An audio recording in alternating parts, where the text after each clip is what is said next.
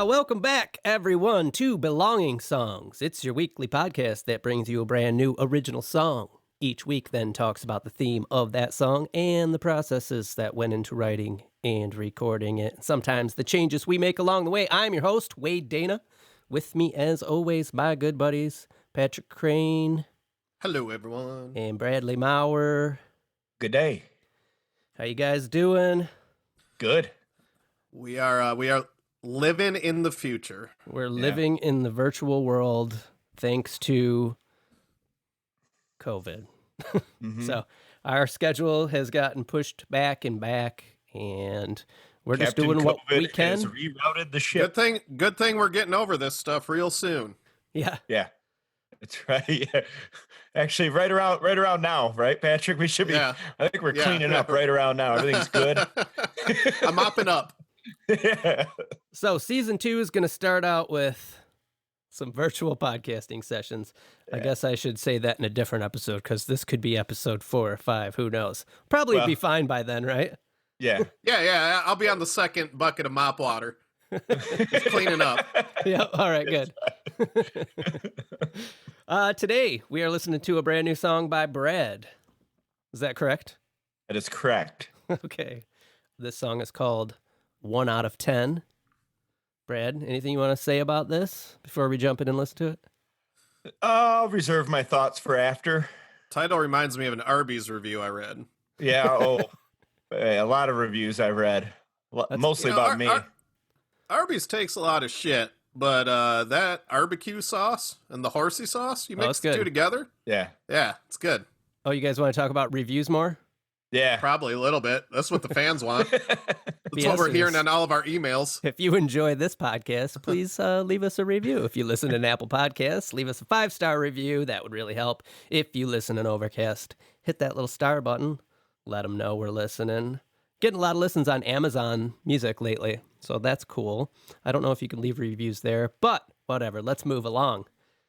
Brad sent us the lyrics to this last night, and we were just joking around about how his wife sometimes doesn't like to listen to his stuff because she projects herself onto like being the muse for the songs sometimes.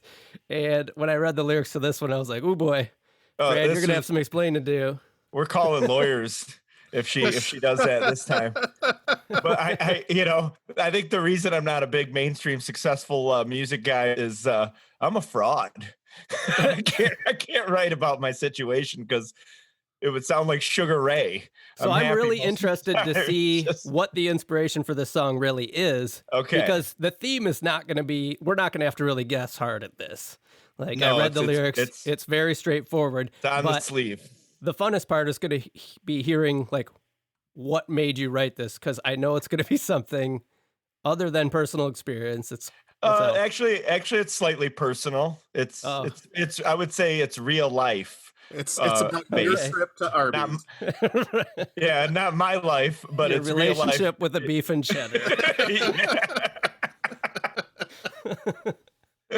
Wow, I get one packet of horsey sauce. What is this? No, that's Nazi Germany. That's 10 out of 10, Patrick. That is my relationship with a beef and cheddar is a 10 out of 10. 5 for 5. Wade, do you want to listen to the phone demo of this song first? Yes. This song is one that did come. Oh God, it begins. Where I was just playing guitar. Okay. Did I freeze up? Yeah. A little bit. Sorry, I'll restart. So this song came up where I was just playing my guitar. Hold on. You have to start again. Are you good now? Yep, go ahead. This song came up where I was just... Hold on. Just messing with you. Are we good now? Oh, yeah, we're good. Oh, yeah, this is how I feel most of the time. Welcome, Brad. Feels good, doesn't it? It was one of those days where I just came up and I was sitting in my room and I just was playing the guitar and something came out and I started singing gibberish to it and I hit record on my phone once I had it put together. That's what this phone demo is. And then it sat there for a long time and it actually wasn't until probably a month before the song was written. I was out of ideas and wasn't really coming up with much. And I was just driving and going through my old phone notes and I was like, oh, there's something. And I did that, and it kind of tied into a theme of what was happening to a friend of mine and turned into the demo version of the actual song. So the lyrics are very, if you try to make sense of them, good luck. It's a little yellow Ledbetter-y. Like, is it a boxer in a bag? But the melody of it stuck primarily with the actual demo and captured the idea pretty good. Okay, the phone demo thing is something I'm doing way more. I mean, I've always done that, but now any little idea I get, I'm hitting record on that phone thing. And I think it would be cool for us to do an episode in the future where we sit down with each other, go through our phone demos. Oh, God. And choose a little snippet and then be like, you have to make a song about that. Yeah, like, I have that'd be pretty cool. I've got 1,000 on here. Yeah, because that's what those are for anyway. Yeah. And it would be fun. It would almost be like the ingredient song exercise where we get forced into the situation of actually following up on one of those ideas based on the other people's feedback, which one they want to hear. I've been doing it a lot more too. And it's because when you initially write something, you're kind of like, whatever. But later on is when you actually realize the idea and the concept of it. And that's what happened here. And I was like, it's a pretty good thought process. And I was like, oh, and it's actually a complete thought, instead of a jot down. So I was like, I can do something with that. And I played around with a bunch of stuff with it. And I think the actual demo of it, the song came out really good. I like where it ended up. It's a little adult contemporary or whatever, but do you remember how long ago did you jot this down on your phone? Is this a recent thing? No, it was a while ago. I think it was this year. But it was earlier this year. I'll tell you right now. So this is a Joe Waltz track. It was April 8th, 2020. Yeah, it's my birthday. Yep. So congratulations, Wade. I got you this song. Another song by me. All right, let's listen to the phone demo. Guitar's tuned to C sharp. You got to do that.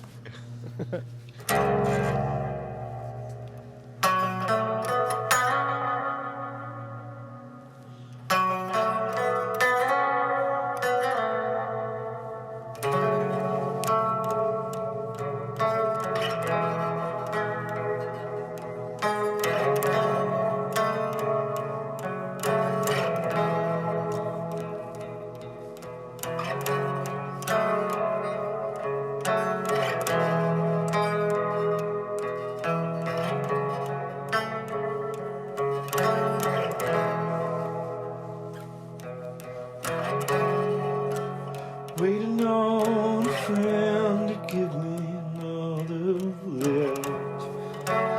On a man already walked down the hill. I'm going for a run. Is all I want to do. I don't mind to be troubled by the demons. I've only got one to which to tell. But everyone is in my pool and I'm drowning. I know, darling, this tells. So just pull a drink.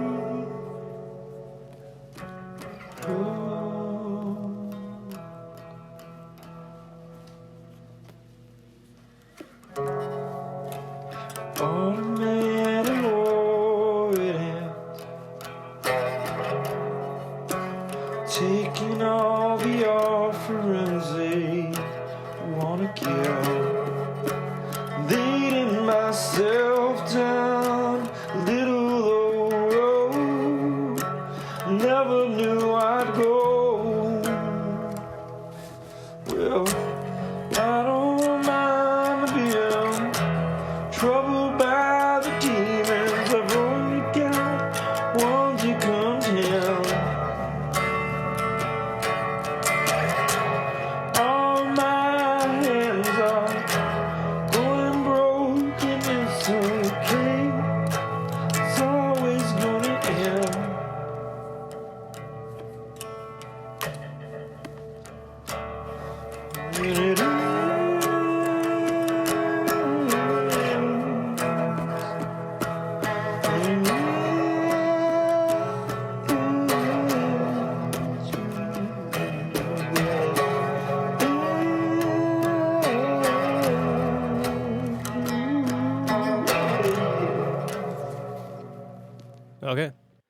Yeah, the lyrics are a little hard to discern on that, but it is a phone recording. But it does sound like they're going to change.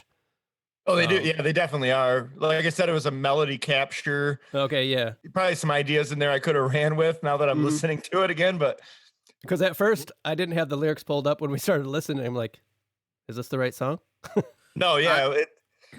Sorry, go ahead, Patrick. I was just gonna say, you already mentioned this, but I'm impressed how complete of a thought this is for just being jotted down. Mm-hmm.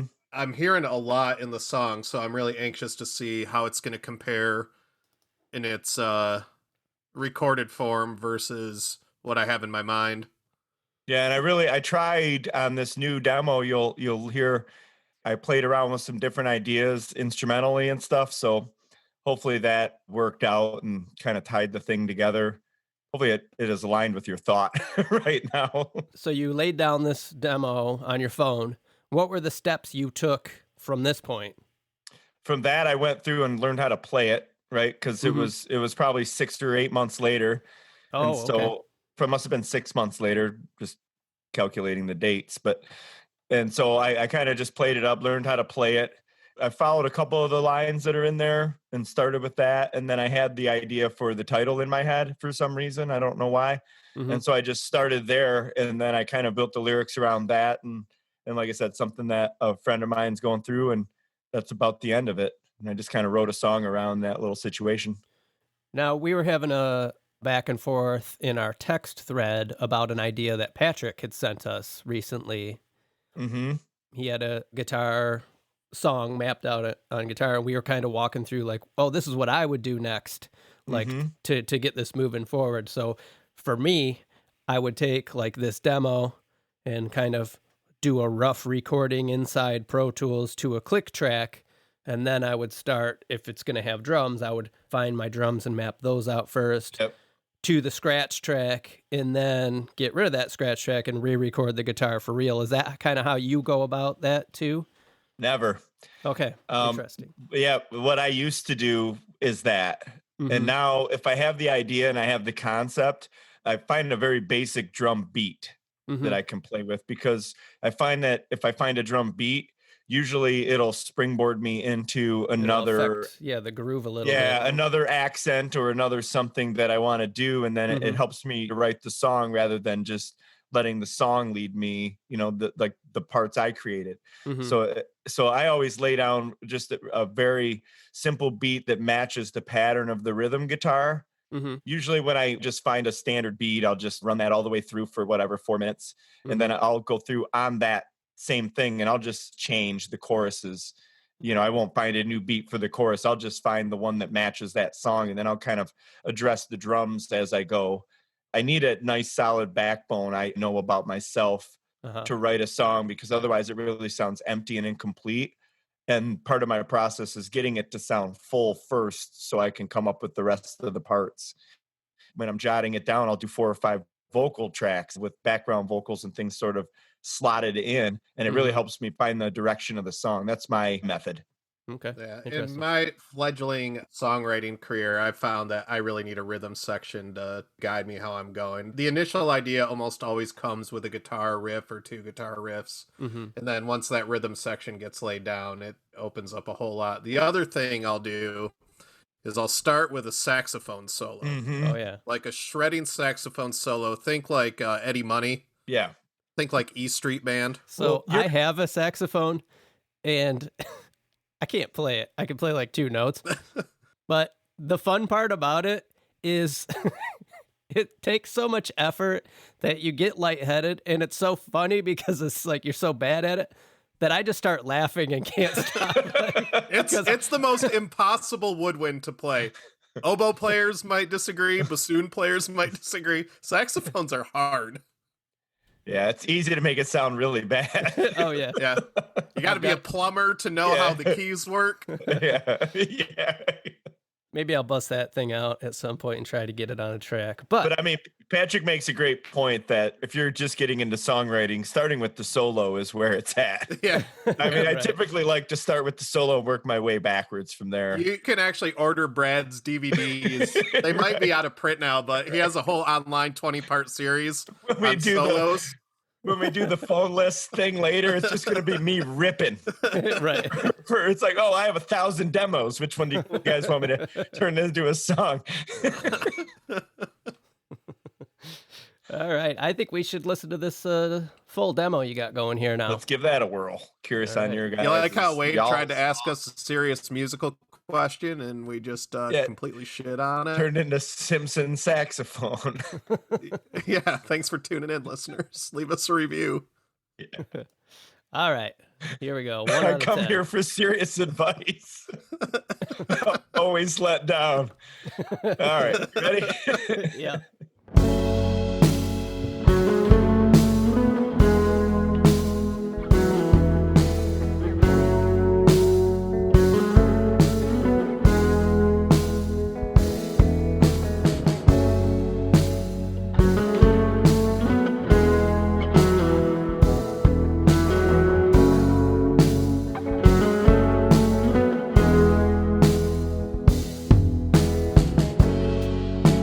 Sorry for all the things we did together. We can agree to disagree. I'll raise my hand. Somehow we began to fade the day we started. Turns out we were really great at playing pretend. I can see it in the look you always give me. Forever discontent, I don't want you to be. I could never be proud, even if we fixed it. I would always be the one with your sympathy. I don't mind being 1 out of 10. Really, if I was one of any with you, as much as I'm haunted by the thought of moving on, we can no longer be two. I really wanted to be two with you.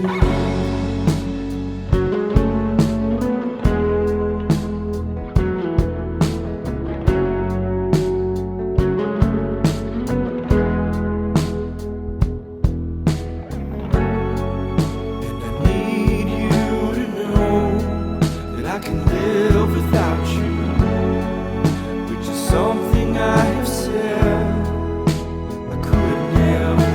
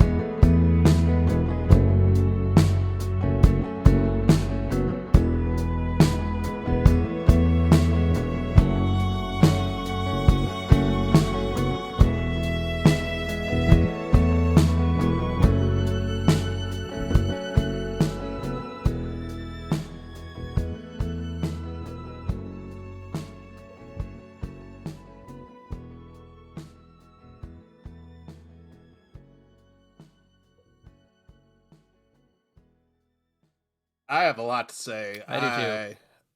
It's songs like this that make me think I probably shouldn't be on this podcast. This is a demo, and it's so good already. I have some thoughts as far as production goes, as far as a couple little musical parts, but this is one of those songs. The first time that chorus kicked in, particularly the second line in the chorus, the hair stood up on my arms. It was that good. I'm floored by this as it is already. I'm really excited to see where it's going to go. That's kind of my general overview. I'll let Wade say some things before I get into production-y stuff. I also really like this a lot. It's got a great feel. It reminds me kind of like a daily soap opera. Right, yeah, it's Story, contemporary. like the story, the music, everything, especially this. What are you doing here? Especially the string synth that comes in during the second verse. Mhm. Like that takes me right to like Days I of don't Our know, Lives. ending credits or something. Like, Yeah. but yeah, just a great feel throughout. It's it's really good. The line in the chorus that got me, Patrick, you were talking about the chorus. We can no longer be two. Like Yeah. that is really stands out. I agree. My comment on that particular lyric was I want multiple voicings there because that makes me feel that way where it just gives me shivers. I want it to be elevated Yeah. by I think by this a couple of backing vocals. sounds really good. Like I'm not Yeah. going to have to do a lot of work on this, which I appreciate. But that was a goal of mine, was to try to clean it up. I agree that first chorus I think needs to come in a little bigger, but that Mhm. could be just mixing stuff. Yeah. I think your background vocals on this are really, really strong. I know I'd we've agree with talked that. about that a lot, but I like how you change them up throughout the song. So you got oohs, you got ahs, you got words. It sounds very full. You got the oohs, you got the Yeah, ahs, you got the words. What do you want? Dice Man did show up. I'm glad he did. And staying on the theme, I really like how you flip chorus two to Yeah. have a different meaning. So the first chorus is, this hopeful looking back, like I wish we would have done this. The second is more like, I don't want this. Mhm. Yeah, it's really good. I heard when I was listening to this the first time, and this is my first time listening to it today. I wanted after the chorus when you end with the last time you say two or you. Let me look at the You. lyrics. You. I want a little bit of guitar vibrato there to bring you back into the verse. Or the other place I could see that going is before that break at the end, before the final chorus. There's like a 5-second break. Might be cool to have a little vibrato carry, then silence, then it comes back in. I just realized that I look like I'm getting my high school picture taken on the Zoom here. I put a little gold foil Olin Mills in the corner and it says Wade Yeah, and I, 96. I've changed your background to laser beams. You got the my chin on my fist here. Got the silhouette in the side corner. So let's stick with the theme here. Brad, you had mentioned this is actually about some real life stuff. Obviously, we're not going to call people Yeah, out name here. some names. Yeah, right. No, But it, this is clearly about a relationship and it ending. I mean, I know we've guessed that for multiple songs, but I think we're actually right on this one. So what I heard in this is one of the partners has maybe like some emotional health problems, Not has been made so some truthful.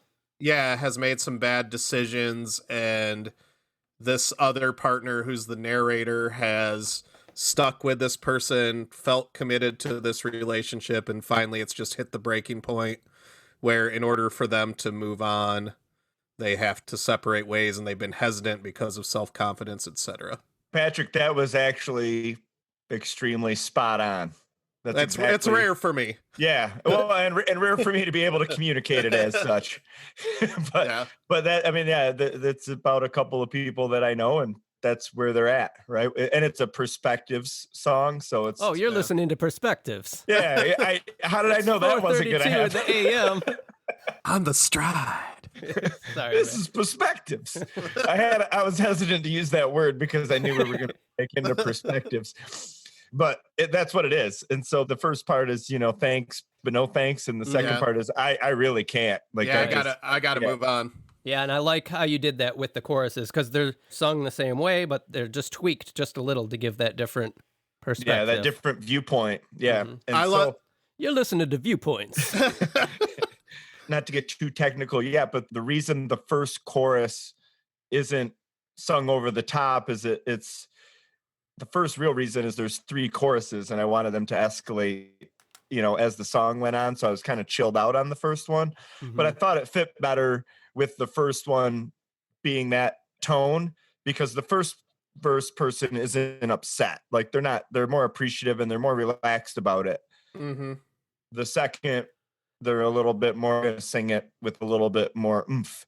And then the last one is just a reiteration of the whole scenario. So that's kind of why those sound that way. Not always the right creative decisions for songs that I do like that.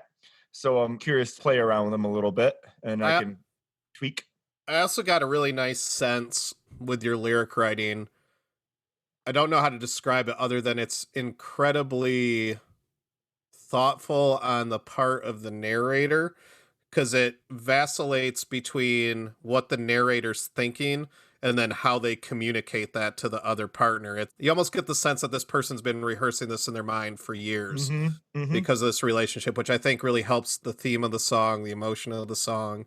And towards that last chorus, you finally get, okay, it's out in the air. We're moving on. And I think that whole kind of emotional whirlwind with the strings coming in, it does exactly what you wanted. It elevates in steps until it finally reaches this conclusion. I actually really like the editorial decision you made to stretch that outro out too, because I think it tells the rest of the story of this narrator moving on, but having these thoughts still kind of circulating, but achieving peace. I may be reading way too much into this, but those are all the feelings that it evoked, which I think speaks to the songwriting. Yeah, those were conscious. It was kind of written, and the only reason I would have ever tried to find horns and things to put in a song of mine was to make it cinematic, to make it kind of have that cinematic feel. And that was 100% the decision with the outro. It's kind of a credits, right? Like, okay, this act of this person's section of life is over. And so it's kind of a fade out with some violins. Yeah, I would love to hear those strings drop down an octave. I think starting out high is good because it builds into a crescendo, but then I think they need to crest back down. When we slip into the technical world, I'll dive into my thought process on that. Cool. I just have one thing to say before we do that, and you guys have just both made a pretty strong case for the end, so that pretty much negates my comment, but my question was, does it even need that third chorus? I thought there was a nice period on the song after the second chorus. It came back. I didn't mind it. I just was questioning if it was necessary. That's Whyte's way of saying it's going to be gone, Brad. Don't spend too much time on that outro. No, I'm anxious. I had that same thought, especially after like it clocks in at like 5 minutes, Wade. And I was like, well, I have a really clean place to end it. Maybe I could just pull that outro. I do like the violin outro up and just get rid of that last comeback. My other note was I would have preferred a longer fade. Yeah. And we can do that because there's more there to fade too. Right. But I kind of left it in on for just the sake of really escalating it to a point where it could come back down to that violin thing. But I didn't think that chorus 3 got much bigger than chorus 2, did it? It kind of does. It might be a mixed thing on my end. There's a lot more in there, and it's sung a little bit more aggressive. But if that doesn't come through, I'd be anxious to hear the others. What are your thoughts on that, Patrick? Well, I think you could make a case for the outro actually based on where this would be mastered into an album, based on the sequence.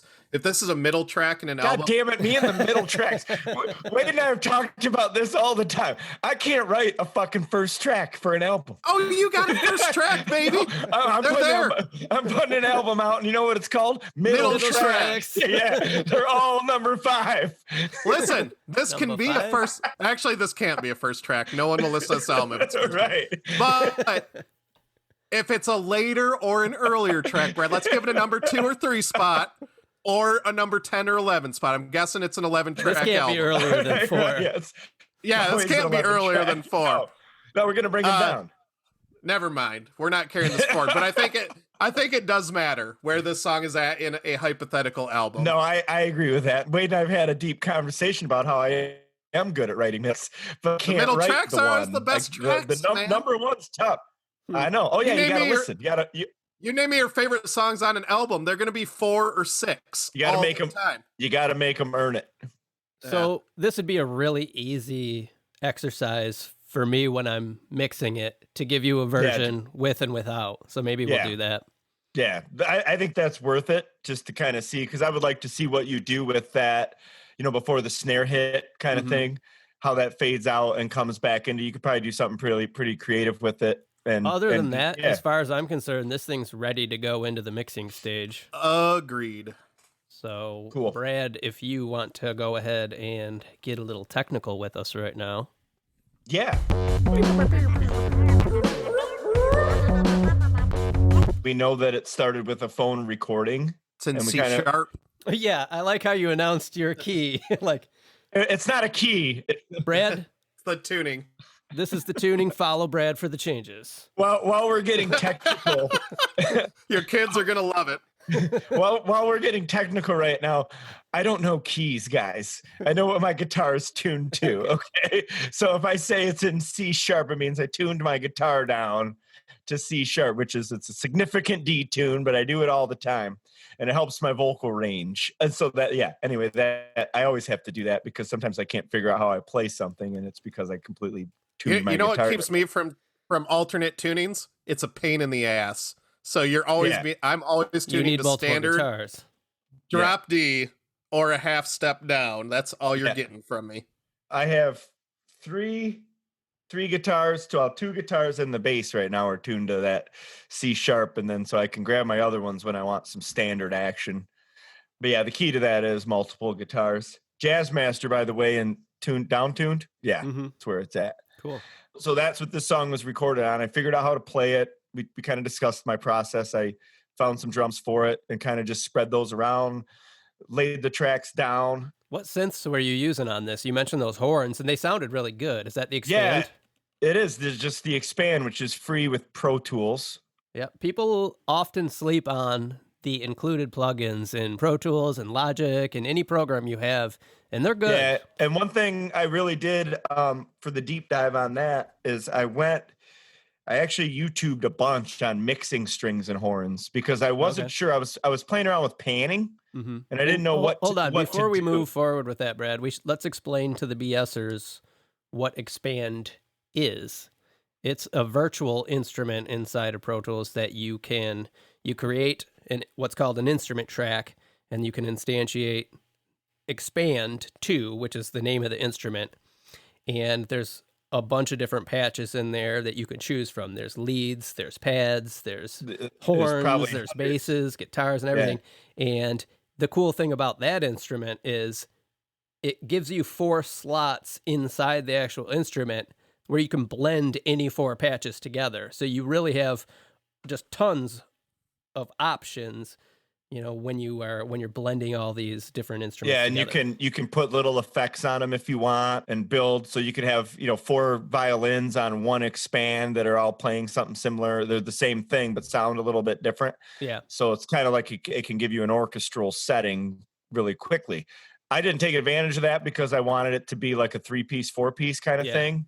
And so what I did is I just laid each string out, and originally I had them together like on one track, and I was trying to play around with mixing them, and I was like, well, I should separate those because when I was building them, which full disclosure, I didn't play a violin or even a keyboard for much of these. I just kind of moved it around all virtually and played around with So you sound. mean you drew the notes in with the mouse? Yep. I started it on the keyboard and stuff, and then once I figured out kind of the base of the sounds, I went through and just dragged everything around on the MIDI. Mm-hmm. I don't know if you call that a pad or whatever that chart is. That is the MIDI editor. So the MIDI editor. So I went through and I did that, and so then I had 2 layers basically through one track, and I would separate those out so I could do different things to them. And then that's when I dove in and was figuring out, okay, what do I do if I have a high violin and a low violin? Do they go in the same ear? And so I put a low in the right, high in the left. And then I did the same thing with the horns, or I might reverse it if one side sounded a little light. And it ended up sounding really good. I spent a lot of time with those soloed and just kind of blended them and made them, trying to get them to sound real was really interesting, because they kind of do on their own for some reason, for a cheap, free MIDI controller and pad and editor and whatever. The Expand isn't known for its top-notch instrumental breakthroughs. It's just there to get you rolling, and it works. It's got good sounds. I use it. It really quite a does. bit. Little disappointed they don't have a cello for this song, because I really wanted a cello in there. So I'm on the lookout for that, because it's something I want to do a little bit more of, because I really like the way it sounds. But Yeah. that was the basis of the song, and really what I wanted to use as sort of the highlighter to differentiate it from other songs I've written. Yeah, it stood out to me. Like I said, it sounds a little bit, it's the age-old argument. Would I listen to it? I don't know.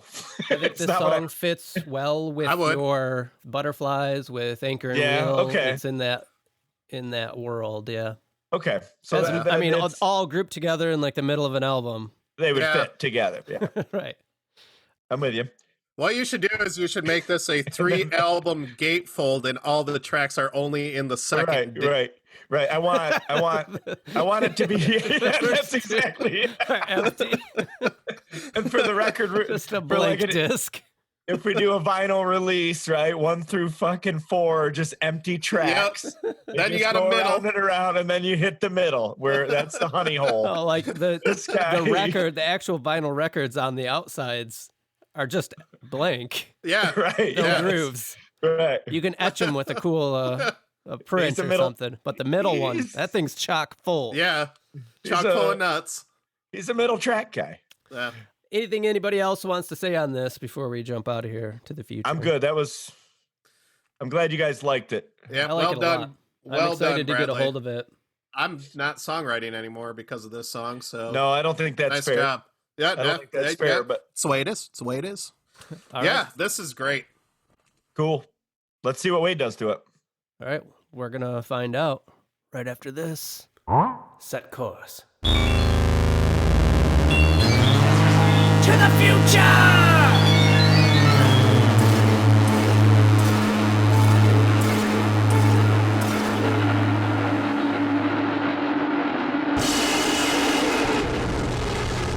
You there yet, Patrick? Oh, I've been there. I didn't. Okay. I was letting you guys finish up. Seems like you had a lot to say about the fucking Eagles. Well, let's get Well, her done. I mean, Lord knows, I love them. wait, Brad, you're in the Beagles. I'm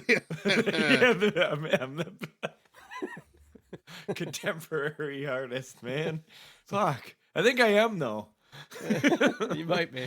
Songs like this, I think I'm like, Easy listening. I'm coming after Kelly Clarkson. Oh, wow. All right. Well, obviously, we're back and talking about Brad's song 1 out of 10, topping the adult contemporary charts for 2020. Came in on a lot of lists. What was your magazine you were talking about? Dental something. Dentistry Today. I think I made the top 5. I thought it was Destiny something. No, it Or was was it? Dentistry Oh, Today. was it? Yeah. Okay. Because you hear it in dentist office. Yeah. And I think you got a nice write-up in highlights I did, yeah. for this track. Yeah, help Brad make it to the studio. Safe. What's- I'm in all the Safe magazines. Find the 10 differences in this photo of Brad. In this photo of Brad. Circle all of the musical interludes in this picture. So, find the outro. There's a documentary about Highlights magazine. I don't know if it's still on Netflix, but it was actually super compelling. The amount of thought and care that goes into publishing that thing is pretty amazing. I Well, you mean, have it to was be adventurous. the first thing I hunted for at a doctor's office when I was a little kid. Oh yeah, Yeah. no one ever have had to- a subscription to that crap. They just showed up. You No, have to because I be had one to adventurous, Ranger Rick. Yeah, which is risky, Yeah. and you have to be safe, which is hard. yeah. What was the dumb kid in that magazine? Goofus. I don't Yeah. know. I don't know. You read it. So, better than me. BSers I just did puzzles, man. Masters, we had a text thread going today. We should probably explain this a little bit. I had listened to like NPR's top 5 songs of 2020 or something, and then I was texting these guys about it. Brad mentioned that he just thinks he's on the adult contemporary list, so then we started throwing out names of adult contemporary artists that are spoofs on real artists. Does anybody have the text thread open? I got it here. I got. So we started with Joe Waltz. With Joe Waltz. That's Brad. Bill Collins and the Beagles. Yes. Bill Collins. I had Tom Tesh, which is pretty. I came in with Lenny G, Derek Clapton, and Miguel Bolton. And you know that we're the only ones that think any of this is funny. Oh yeah, so we should probably this move does on. not translate. I'm also thinking about changing my name to Mickey Bublé or L. Tom John. Ron Legend, Tara McLaughlin, Larry Manilow. The brother, he's like Craig Christ. He doesn't get any credit. hey, Larry Manilow here. I wrote the song. Like Barry and his buddies need beers, and they're like, Larry, take mom's car down to the corner. Hey, man. I hope that's how he checks into hotels to not blow his cover. Right. He Hey. looks around. I'm my brother. Keith, sign me in as Larry Manilow. They'll never find me. And then they chuckle. All right, but we're talking about Larry Brad. fucking- We're talking about Joe Waltz today. Shit. So it's been a few weeks since we listened to this song last, and I have since done a mix on it. And Brad and I did a few text back and forth things where he had some things he heard, so I tweaked it a bit. And I didn't hear back from you on the last one, so That means it was I'm good. assuming it was good. Yeah. Because if it's not, My favorite we'll part, have to go back. I've been out of the loop on this, but there was a text message today of Brad saying, I did everything I could to make Patrick happy with the vocals. And that's Oh, that was a exactly different song. how it was written. I read it exactly like that. That is Oh, that true. was days ago. That was Yeah. for Pistols and Chains, coming soon. Yeah, that was the other song. That's correct. So I have yet to dive into that one, but so we're talking 1 out of 10. I mixed it. Yeah. What? Anything? Brad, So yeah, you I want to mixed say? it. Yeah, whatever. Yeah, Yeah, whatever. it's done. Let's get out of here. What was your question? Should we listen to it? Yeah, let's just start there, huh? Get it out. Yeah. Get it out. Get it out. Figure it out. I remember Wade said there wasn't a lot to do to it, so he did a lot to it. Mm-hmm. I didn't. I don't know if we want to talk about that now, but this was good to go. I pretty much just cleaned it up a bit. There's a couple things that I did that we can talk about after we listen to it. Let's do that now.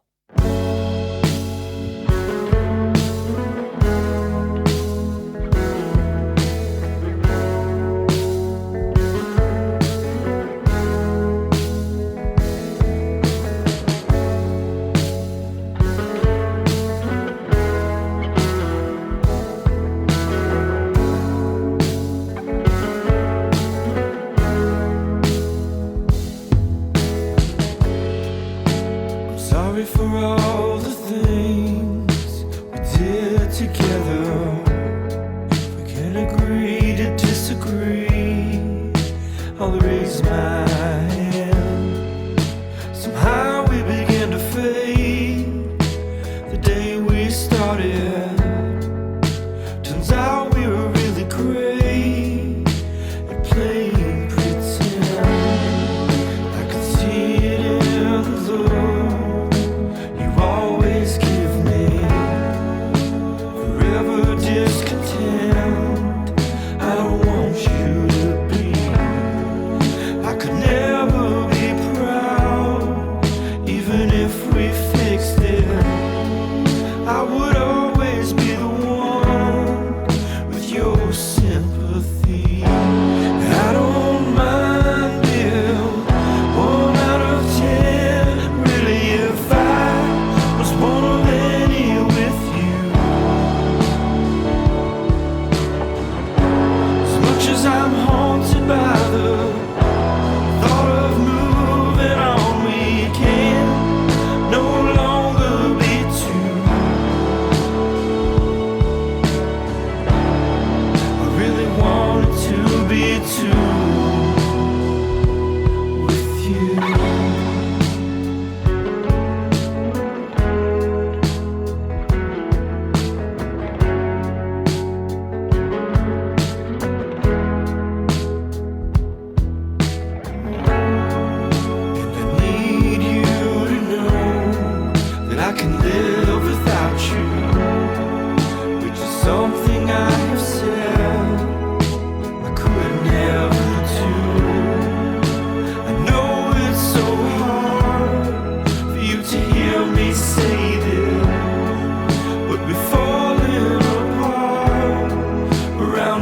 misery.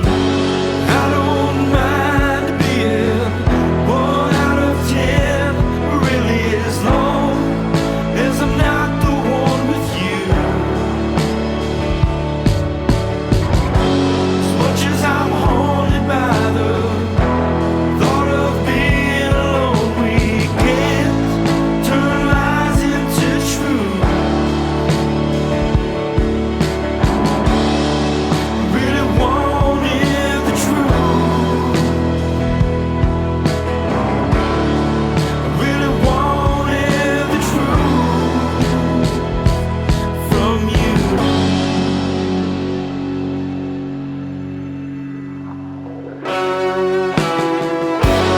I don't mind being 1 out of 10, really, as long as I'm not the one with you. As much as I'm haunted by the thought of being alone, we can't turn lies into truth.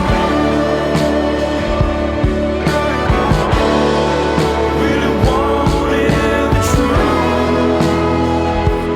from you.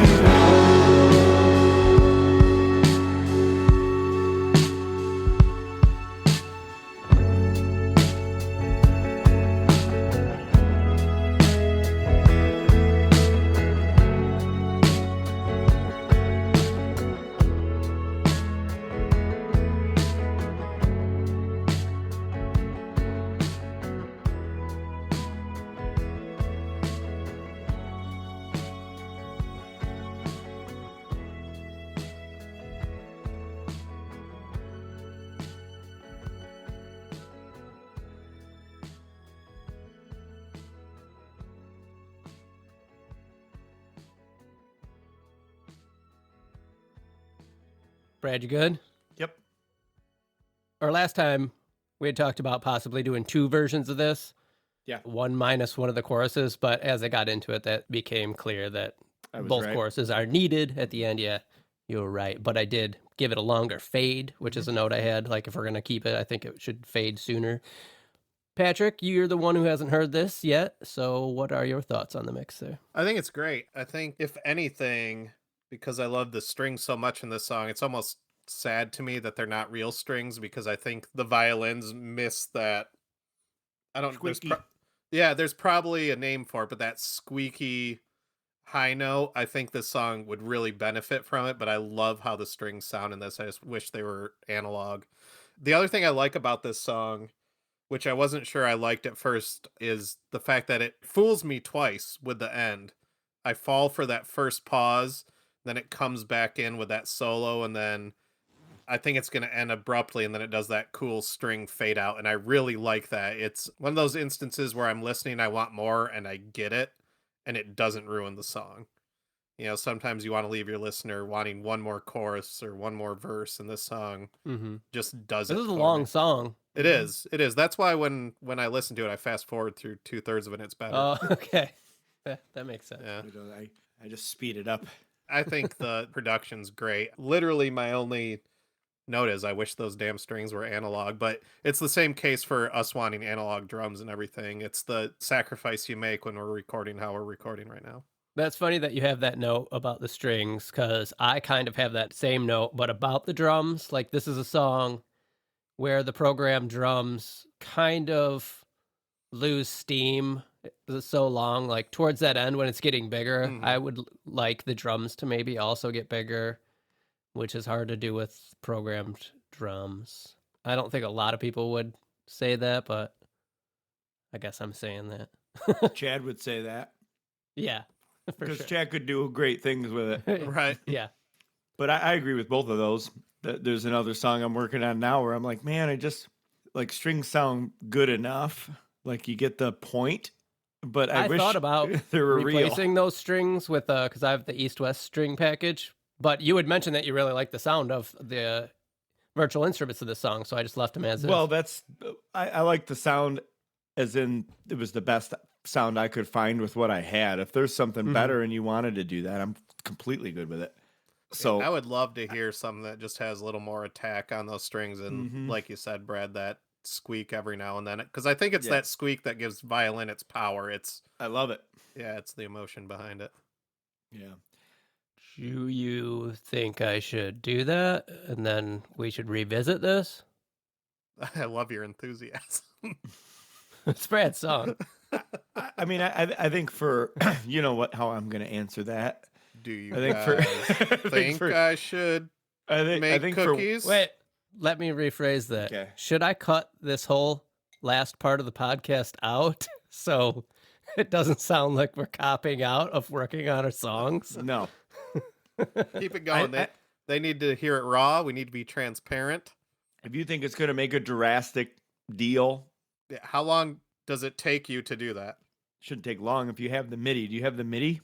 Did it come Yeah, with I it? chopped it up a little bit, but it should be easy to realign. So I could do that pretty easily. Okay. Do it. Okay.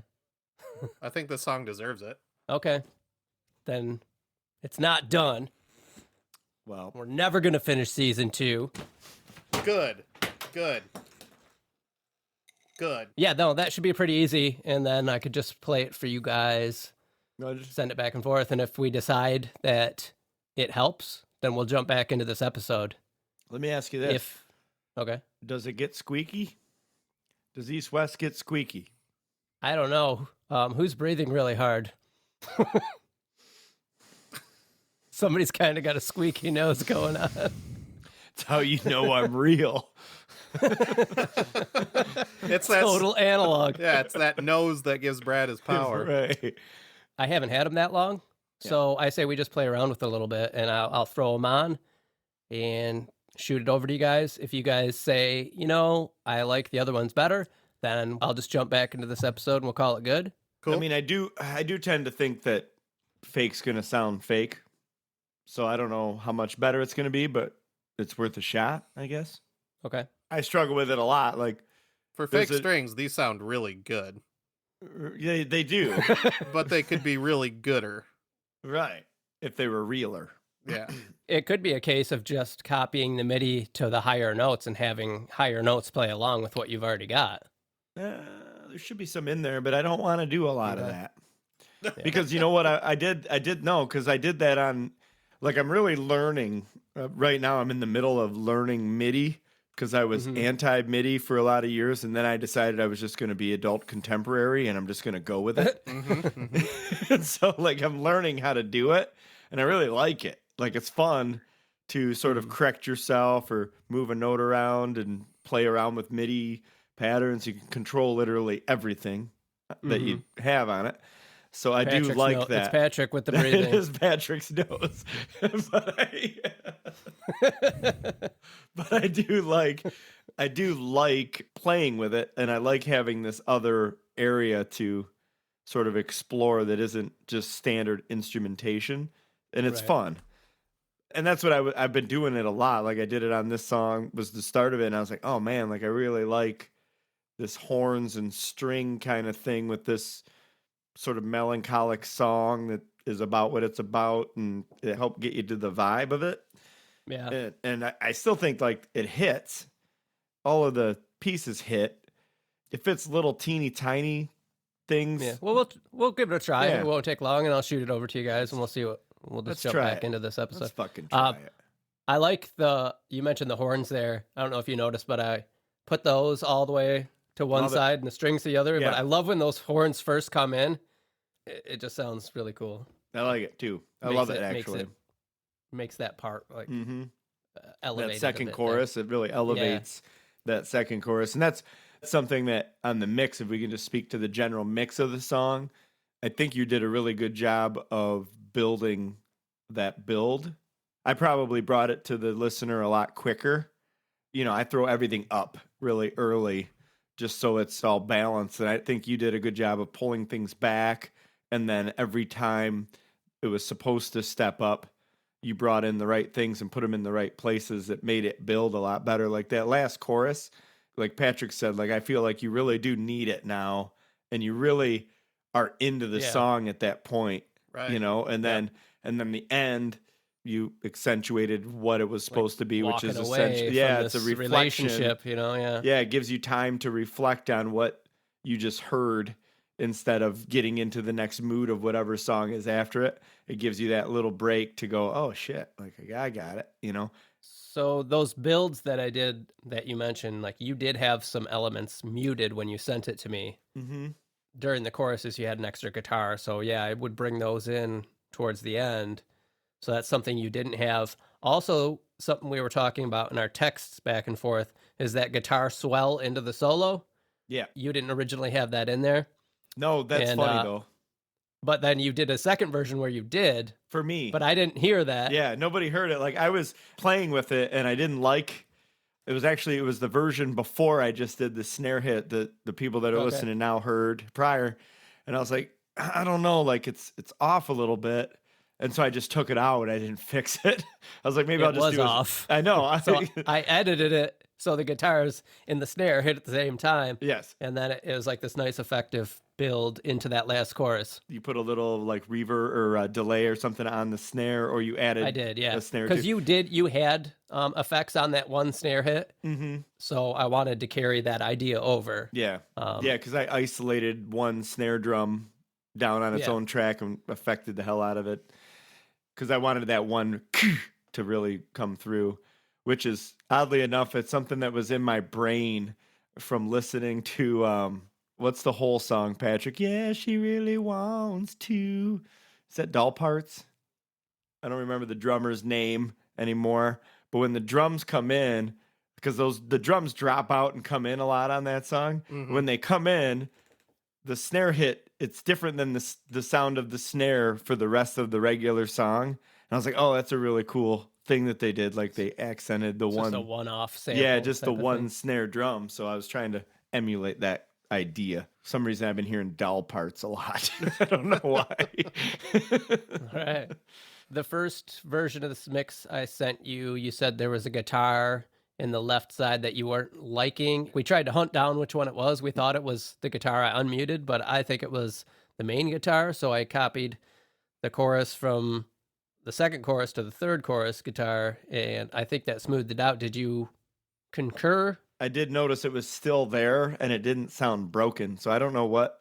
Okay. I can't remember. It had to have been the Riviera because that's the only one. It definitely sounded like it. Yeah, that's the only one I struggle with as far as recording. Like there's a lot of takes I'll delete because the guitar didn't record well.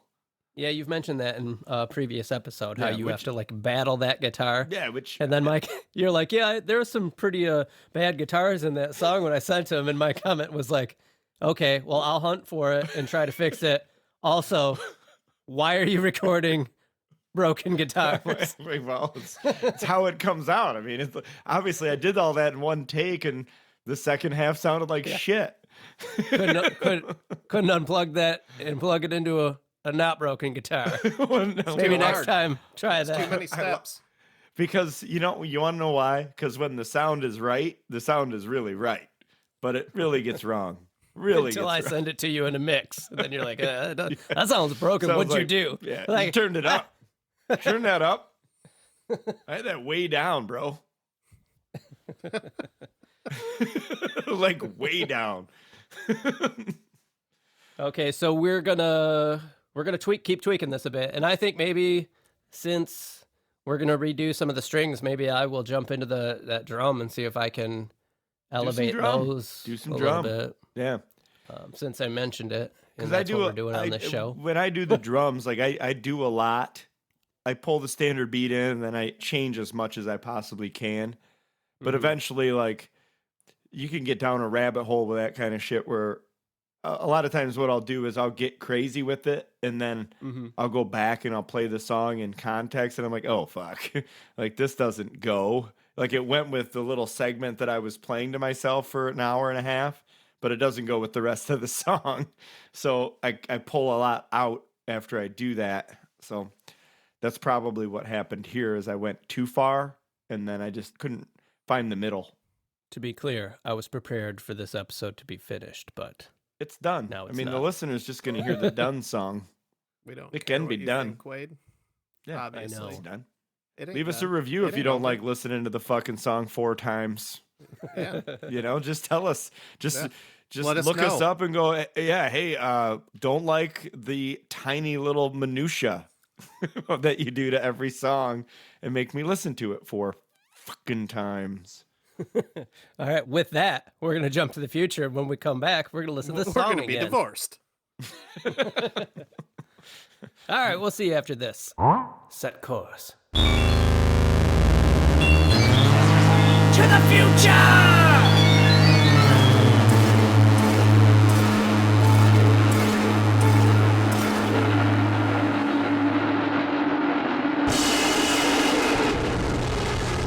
We are back and talking about Brad's song. Talking about Brad's song. Talking about Brad's song, baby. So Brad was just asking what we did talk about last time we got together, and it was about the strings. Remember, Patrick had a real problem with your string sounds. I do remember that. Yeah. I thought they sounded fake. Yeah. And it's because they are. Yeah. It was a really easy fix to go in and just remove your virtual instrument from your MIDI that was still in the session. I had it hidden. I just reactivated it, removed the Expand 2 instrument that you had instantiated on there, and I put the East-West string instrument that I have onto it. Brad, you had mentioned, well, fake is going to sound fake, but the Expand 2 is a virtual instrument that is a synthesizer. The East-West string pack is actual recordings of strings. Of Kanye East West. Yes, much like our Addictive Drum plugin is actual recorded drum samples. Got it. So I can tell you that, Patrick, you had mentioned like missing the air on the string, like the high Yeah. frequency of the strings. Well, I can tell you that it's there in these new samples. I think we got what you're looking for. I will be pleased. And the other thing I had mentioned was the drums kind of getting a little tired towards the end of the song, because this is kind of a long song and the beat doesn't change much. And I was thinking, oh, maybe I could go in and play with the drums a little. I didn't really want to change them, but remember we had that delay on that one snare sample in the middle of the song during that break? Mm-hmm. And that was already a plug-in on that track. The rest of the track was all muted except for that one hit. So what I did was towards the end of the song, just go in and turn on some delay on some of the snare drum, and it just gives a little more life to the drum part towards the end of the song, just to differentiate it a little bit. It's very subtle, but I think it does help. So I think we should listen to this, see what you guys think. I'm down with that. Let's check it out. Let's do it. Let's do it.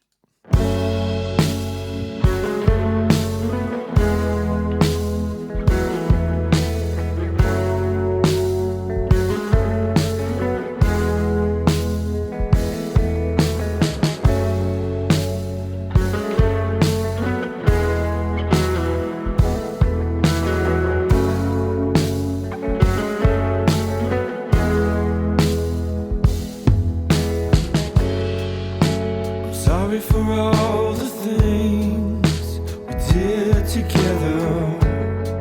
We can agree to disagree. I'll raise my hand. Somehow we began to fade the day we started. Turns out we were really great at playing pretend. I could see it in the look you always give me. Forever discontent, I don't want you to be. I could never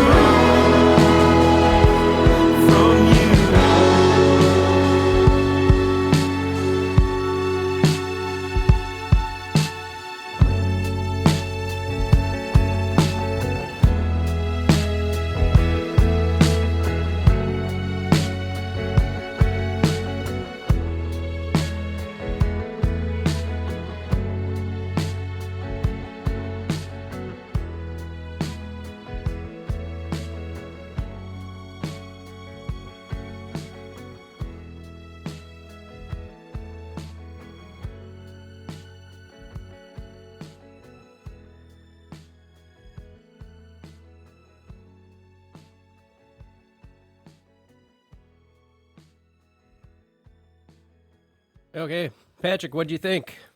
Oh, we got her.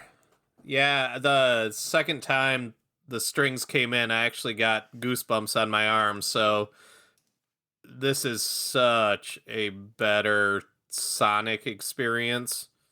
What's also a good sonic experience is getting the combo with like the Sonic burger. Can you still get a foot-long hot dog there? They have a dill pickle, or no, it's a sweet pickle slush. What? Yeah, Wait, I wouldn't what? describe your music as a sweet pickle slush. It's so much more of a full experience, just those little tweaks.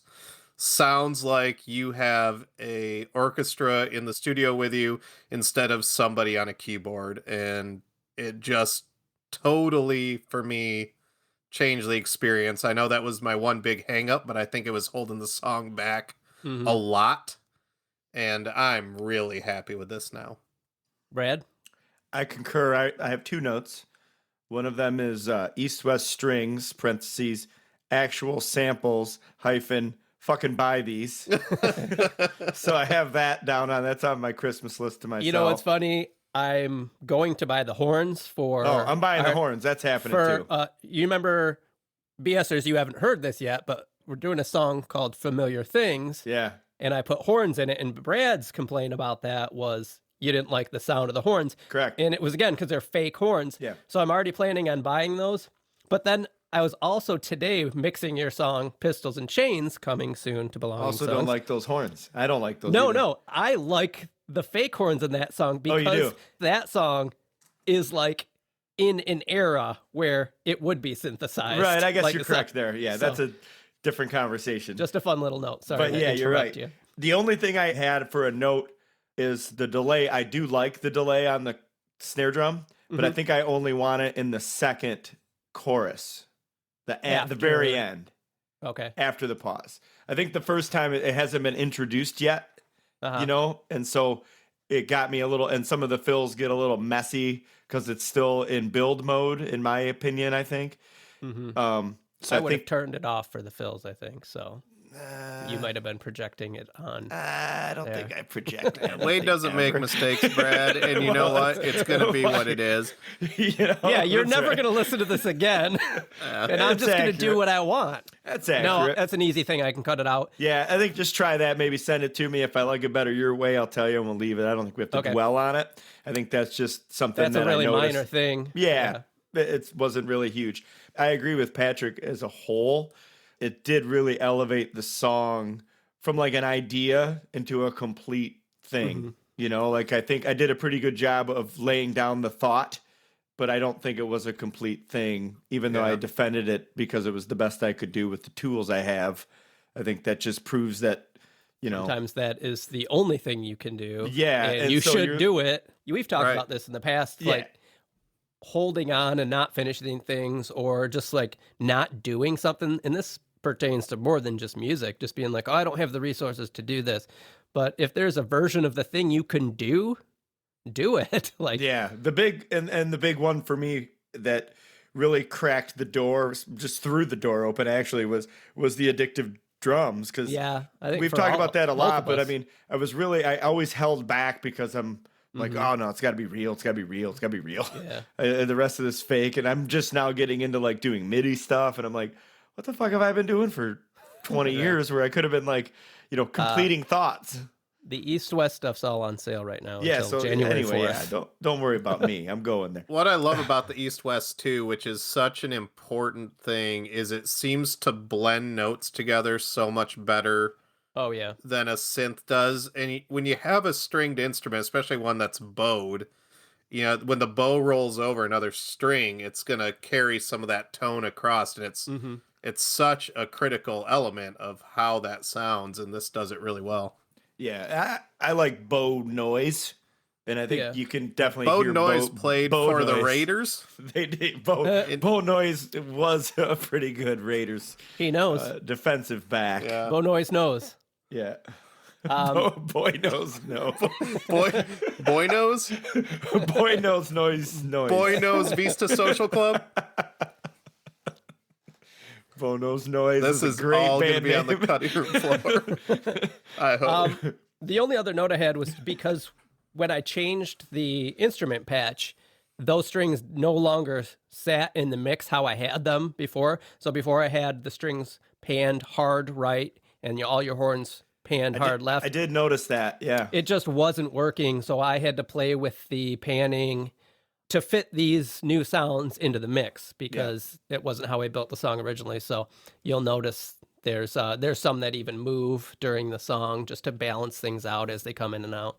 You know, something I've been thinking about, I think we need to do, and whatever, we always say it, you can cut this out if it's a terrible idea, but for the Patreon, I already did. I know. We need to dive deep into pan jobs because that's something I really actually want to talk to you about for a long time. I really want to engineer a song for you, especially after mixing your last one. So, well, that's what I mean. So, next episode. But I have a logic that I follow that is unschooled. It's pure ear. Yeah, once this pandemic ends, I hope we can get together quite often and like we used to and actually dive deeper into stuff like this. I want to dive into pan jobs with you one day to catch your logic. I even had my idea for a whole nother bonus podcast that just focuses on one plugin each episode. Right. For like 10, 15 minutes where we just deep dive one. I want to do that because I want to have a long conversation with you about pan jobs. But anyway. So this song is pretty much done. I'll take those drum flams out of the chorus before the break. Yep. Send it to Brad. We're not going to revisit here. That's a really small thing. But what we did talk about earlier in this episode was doing songs based on demos that we have in our phone. So we're going to do that in this episode, but we just talked about it before we jumped in here to record and decided that we are going to do it. So we're going to have to jump to the future. We're going to go through our phone demos in our phones, pick one that we all like that we're going to turn into a song, and then we'll jump back into this episode. We'll play him here, and it'll be kind of like the ingredient song thing, how we did that right in one episode, and then that'll be something to look forward to in the future. Set course. To the future!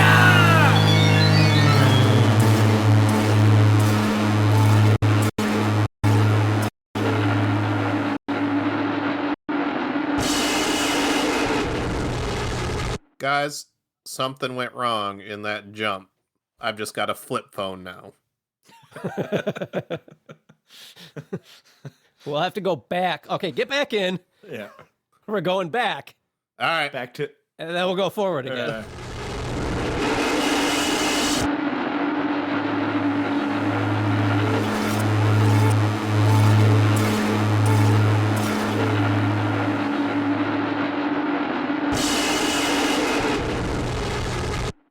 Okay, so we've listened to lots of phone demos. Flawlessly. Oh yeah, no problems whatsoever. And we've narrowed it down on what we're going to work on. Patrick is going to work on this.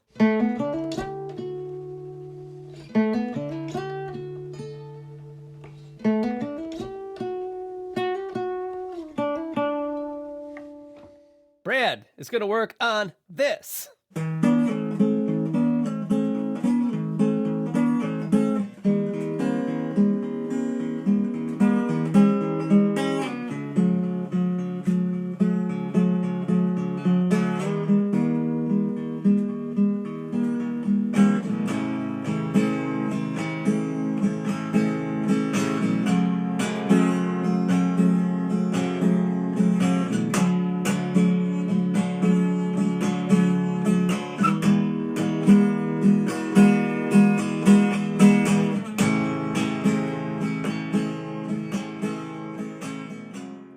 And I am going to work on this.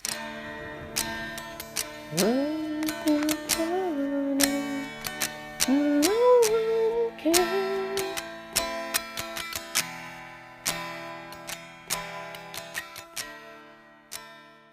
had a party. And no one came. I think that'll work. So, look forward to those in future episodes of Belonging Songs.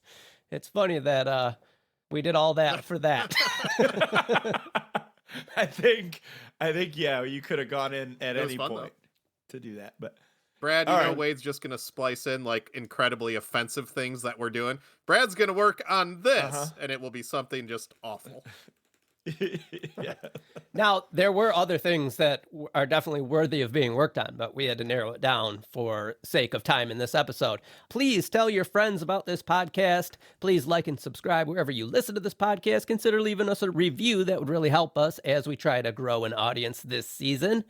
Check out our Patreon, aforementioned Patreon. There, if you become a supporter, you will gain access to our second podcast, What We're Listening To, where we listen to albums and talk about them, review them. Patrick is hosting that show. He'll give us a fun fact about a hot dog from a city where the artist is from each episode, and also some other fun stuff going on there. And you can listen along with us. Let me interject a little bit. If you do nothing else but go there and listen to the theme song, worth it. Cool, yeah. It's fucking awesome. Check out our website, belongingsongs.com. Check us out on Instagram. Search Belonging Songs. Also, our Spotify playlist, something we don't talk about enough. But if you just want to listen to our songs when you're not listening to the podcast, Patrick has curated a Belonging Songs playlist on Spotify. So just search Belonging Songs. That'll come up. It's got all the songs from both seasons on there. You can play them in order. You can play them at random. It's really cool. So please check that out. I think that's it. This podcast is produced by Satellite Chicken Sound Lab. If you or anyone you know needs help producing a podcast, go to satellitechicken.com. And we're going to get out of here. This has probably been a long episode. I can't even tell how long this episode's been anymore because we've done so many different things. But for me, for Brad, for Patrick, thank you so much for listening. We will see you here again next week with an all-new, exciting episode of Belonging Songs.